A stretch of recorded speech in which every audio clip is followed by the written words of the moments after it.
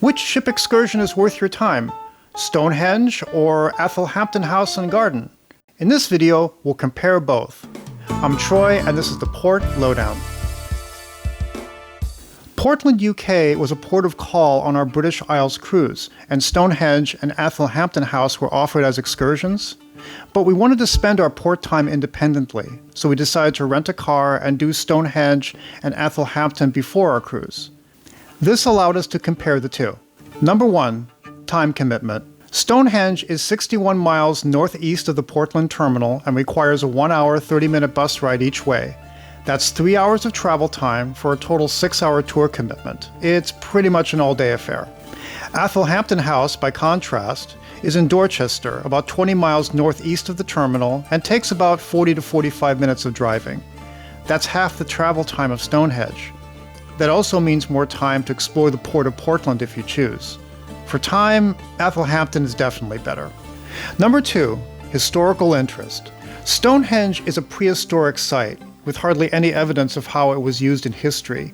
Indeed, that's the mystery, and some say its allure. The Visitor Center does a great job providing as much context as possible, but it's mostly speculation.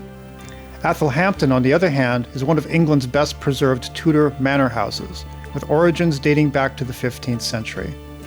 The various rooms of the manor and the sprawling, award-winning gardens offer lots of stories of former owners and the times they lived in.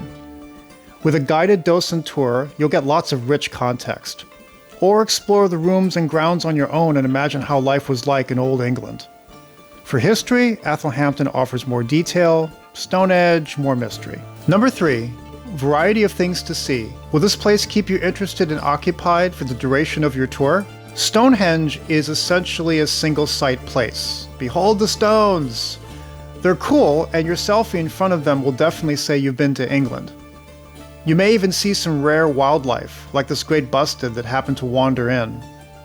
But you can't venture inside the circle for preservation reasons. You and everyone else will be jockeying for the same photo spot. One note, there's no protection from the elements at the Stone Circle site, which requires a short bus ride from the Visitor Center. Bring an umbrella, a hat, or both.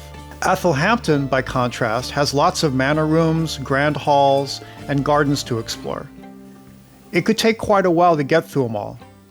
Just be prepared for lots of walking and narrow staircases.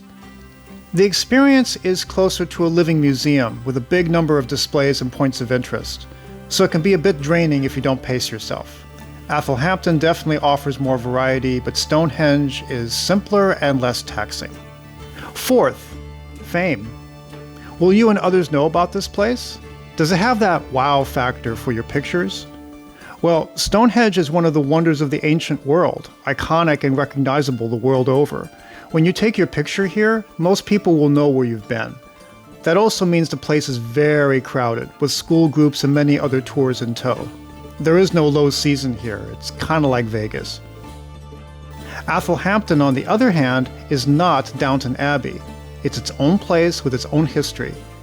As such, it would take a little explaining about where you are and what you saw. A minor issue, really, but some people need the immediate place recognition that Stonehenge has. By the way, if you're finding this video enjoyable and useful, hit us up with a like, and consider subscribing. It helps our channel to grow. Thanks so much. Last, accessibility. We are traveling with our older parents, so we need to consider comfort factors like ease of touring, access to seating, restrooms, and food. At Stonehenge, the Visitor Center is indoors and has lots of places to sit. Restrooms are large and centrally located, and there's a good-sized cafe there as well. While there is a walk to the stones from the bus stop, it's short and relatively flat. Just be sure about those hats and umbrellas. But remember there's a wait time for the shuttle bus, although it's relatively quick, and there's no restrooms or other services at the stones themselves. The bus itself is often crowded as well. Athelhampton isn't designed for accessibility. It's a living museum of sorts. The house has many narrow halls and steep stairs, as well as gravel across much of the gardens.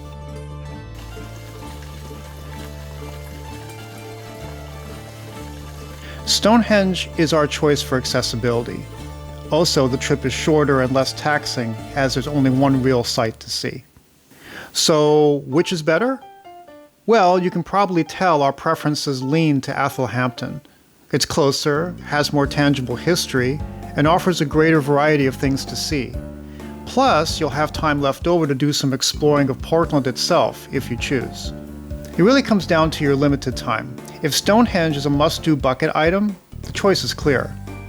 Here's a hack to do both. Choose the Athelhampton excursion during your cruise, and do Stonehenge before or after. For example, there are plenty of independent tours to Stonehenge from either London or Southampton. Some transport companies even include a trip to Stonehenge as part of an airport transfer. What do you think? Have you been to either or both? Let us know in the comments below.